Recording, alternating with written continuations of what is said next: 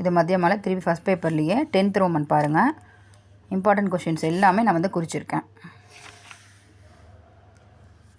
இந்த ஒன்றுக்குமே நான் மீனிங் போடுறேன். ஓகேங்களா? ஃபஸ்ட்டு என்னென்ன கொஷின் பேப்பரில் இருக்குது அப்படிங்கிறத டீட்டெயிலாக கொடுத்துட்றேன். இதெல்லாம் இம்பார்ட்டன்ட் இருக்குங்கிறதையும் நீங்கள் நல்லா கவனித்து இதில் இருக்க மாதிரியே படிங்க. ரொம்ப சிம்பிளாக இருக்கும். சென்டென்ஸ் எல்லாம் பார்த்தீங்கன்னா 4-5 லைன்லேயே வந்துட்டு எவ்வளோ சிம்பிளாக இருக்குது அப்படின்னு பாருங்களேன். கியூஎன்டேயில் இருக்கிறது 11th ரோமன் எஸ்ஏலையும் இது ரொம்ப இம்பார்ட்டண்ட்டாக இருக்குது.